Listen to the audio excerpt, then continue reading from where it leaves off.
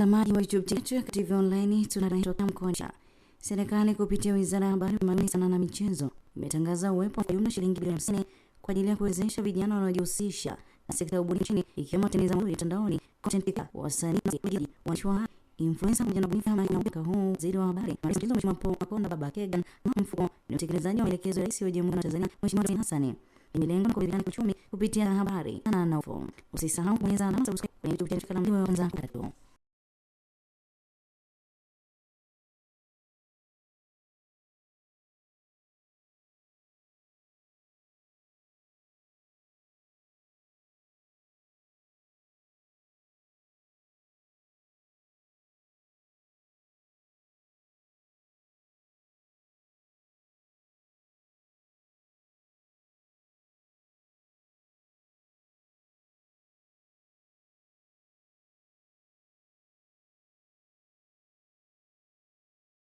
Usisahau kubonyeza alama ya subscribe Kalamu TV Online. Ndugu wa Tanzania, tunaomba kuwatangazia Wizara ya Habari, Sanaa, Michezo na Utamaduni kupitia maelekezo ya Daktari Samia Suluhu Hassan, Rais wa Jamhuri ya Muungano wa Tanzania. Katika mfuko wa uwezeshwaji, wizara yetu ilipangiwa kupewa bilioni 20. Kabla hapo, kwenye bilioni 200 zilizotangazwa na Mheshimiwa Rais, tulikuwa tayari ameshatupatia bilioni 10. Jumla ni bilioni 30. Lakini tumejiongeza na kuongea na benki ya CRDB kwa mfuko huo wa kumsupport Daktari Samia Suluhu Hassan kuwawezesha vijana wa wizara yetu, nao watatoa bilioni 20 mpaka bilioni 30. Jumla tutakuwa na bilioni sio chini ya 50.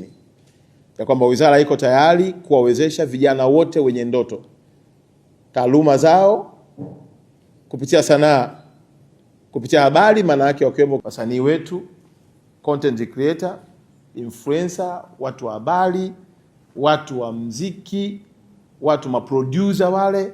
Maana yake hizi bilioni 50 zinakwenda kwa kila mtu aliyoko ndani ya wizara yetu ya Habari, Sanaa, Michezo na wakiwepo mpaka na wale wachoraji, ili wapate fursa wa utumie mfuko kwa ajili ya kunyanyua uchumi wao, kama ambavyo ndoto ya Daktari Samia kuachilia tabasamu kwa Watanzania kupitia wizara yetu ya Habari, Michezo na Utamaduni.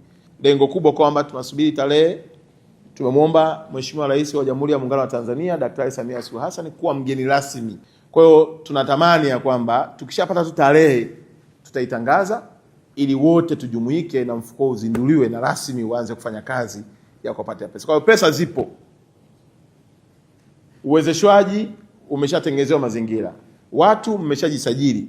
Kichobaki ni uzinduzi ili hela iingie mfukoni na nyie mjenge uchumi wetu. Bilioni 50 kwa ajili ya mafanikio ni mapinduzi makubwa kwa wizara yetu.